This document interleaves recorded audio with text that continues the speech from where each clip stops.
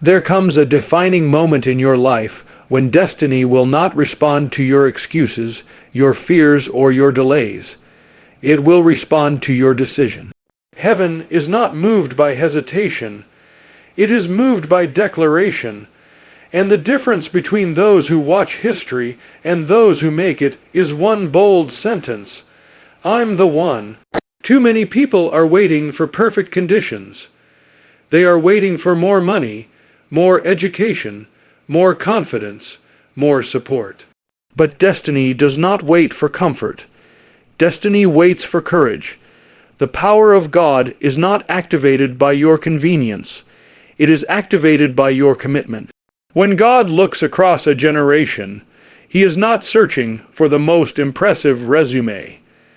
He is searching for the most surrendered heart. He is not asking who is the most talented. He is asking who is willing, because willingness is the seed from which miracles grow.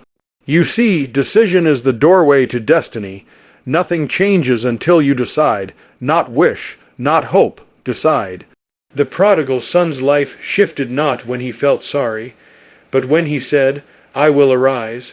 The woman with the issue of blood received her healing not when she complained about her condition, but when she decided, if I can just touch the hem of his garment. Decision precedes deliverance. The enemy trembles at a believer who has made up their mind. Doubt can linger in uncertainty. Fear can survive in hesitation. But once you decide, once you draw a line in the sand and say, as for me and my house, hell loses its leverage. Some of you are one decision away from the life you've been praying for, one decision to forgive, one decision to lead, one decision to step out, one decision to stop blending in and start standing out. And the reason the pressure feels intense is because destiny is knocking loudly. God will not force you into your future. He will invite you, and when the invitation comes, it may not come with applause. It may not come with affirmation.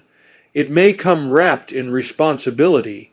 It may come disguised as a problem nobody else wants to solve. That is your moment, when everyone else steps back and says, not me. That is when heaven leans forward waiting to hear who will step up. Because destiny does not respond to crowds. It responds to conviction.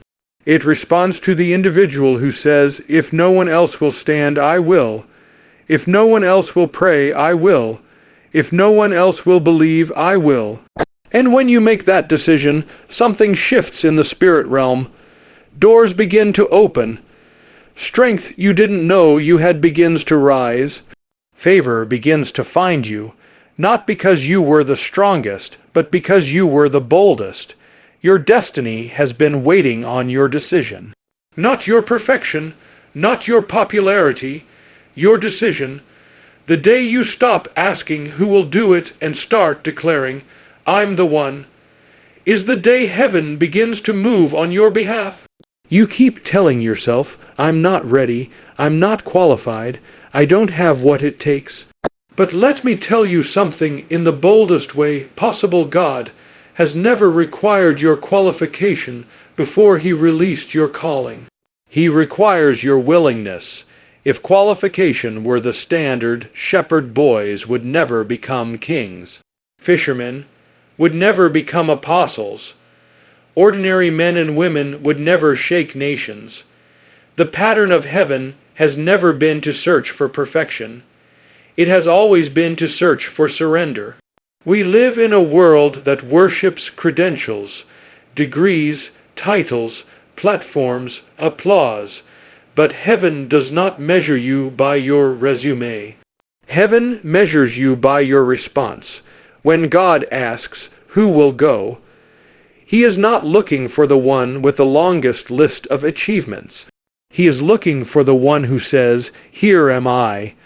Willingness is what separates spectators from history makers. You may not have the experience, but if you have obedience, God can work with that. You may not have the influence, but if you have integrity, God can build on that. You may not have the resources, but if you have resolve, God can multiply that. The reason some people stay stuck is because they are trying to qualify themselves before they obey. They want to feel strong before they step out. They want certainty before commitment. But faith does not function that way. Faith moves first and understanding follows. When you say, "I'm willing," you place your weakness into the hands of an all-powerful God. And weakness in the hands of God becomes strength beyond explanation. Moses said he couldn't speak. Jeremiah said he was too young. Gideon said he was the least. Yet God did not argue with their limitations, he answered them with his presence. Because his presence is the qualification. Stop disqualifying yourself because of your background. Stop shrinking back because you think someone else is more capable. God does not need your perfection, he needs your participation. The miracle always begins with availability. When you open your hands and say, "Use me," you give God something he can anoint. When you step forward despite insecurity, you create space for supernatural strength. And here is the truth. The one who is willing will always outlast the one who is merely talented. Talent can open doors, but character keeps them open. Skill can attract attention, but surrender sustains impact. Your willingness is an act of faith. It is you declaring, "I may not have it all together, but I trust the one who called me." And when heaven hears that kind of trust, heaven responds, because God does not call the qualified, he qualifies the called. And the moment you decide that your willingness is enough for him to begin with, you step into a level of purpose you never thought possible. You've been asking, "Why is this happening to me?" But what if the real question is, "What is this revealing in me?" Because challenges do not arrive randomly in the life of a believer. They arrive with an assignment. Pressure is not your enemy. Pressure is your introduction. Gold is refined in fire. Steel is strengthened in heat, and faith is proven in adversity. If there were no battle, there would be no victory. If there were no test, there would be no testimony. The very thing you're trying to escape may be the very thing God is using to expose the greatness he placed inside you. The storm does not create your weakness. It reveals your strength. When the winds blow, weak foundations collapse, but strong ones stand. And sometimes God allows the winds to blow so you can see what you're really standing on, because you don't know the depth of your faith until it's tested. You don't know the power of your prayer life until it's all you have left. Some of you are under pressure right now. The battle is intense, the opposition is loud, the resistance is heavy, but hear this clearly. The intensity of the attack is confirmation of the significance of your assignment. The enemy does not fight empty vessels. He fights purpose, he fights calling, he fights potential, and if you're facing resistance, it's because there's something inside you worth resisting.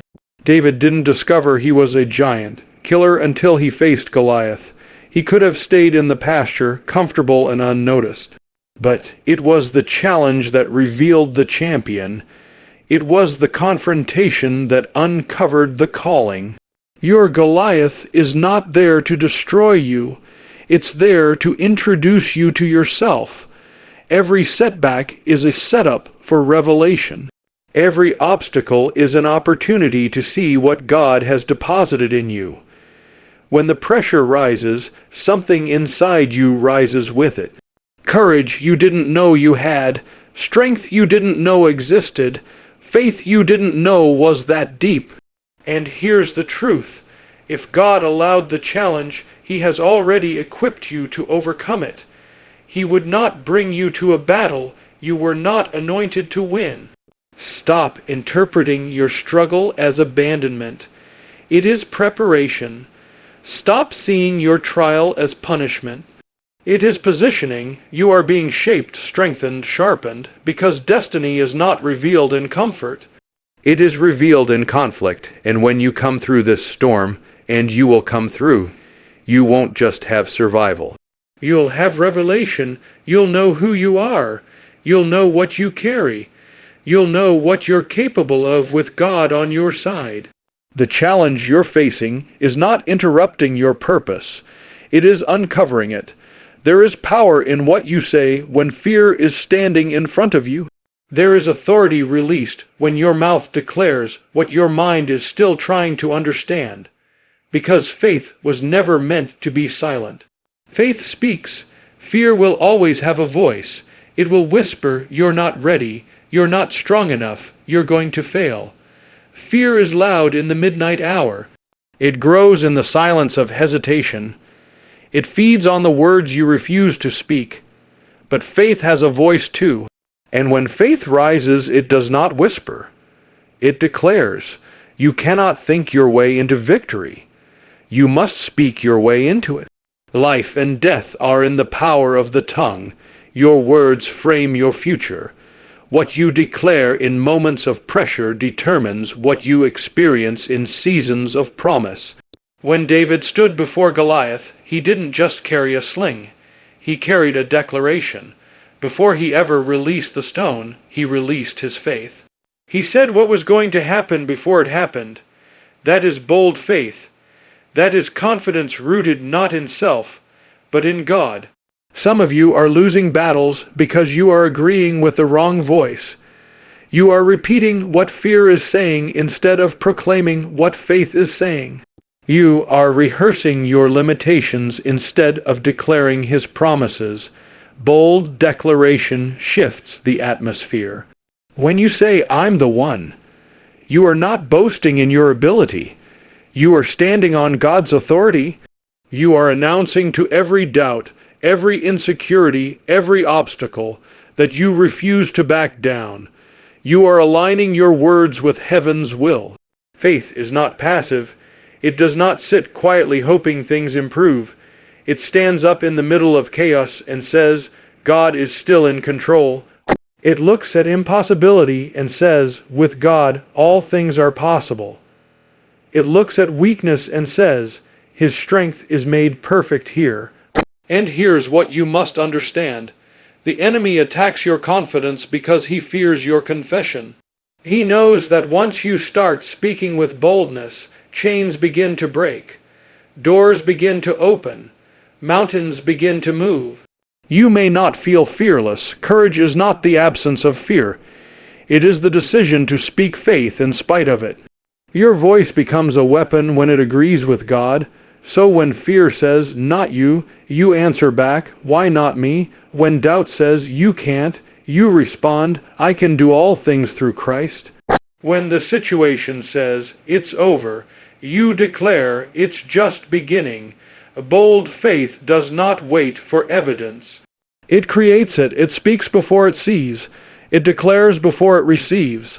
And the moment you open your mouth and align your words with God's promise, you shift from reacting to your circumstances to commanding them.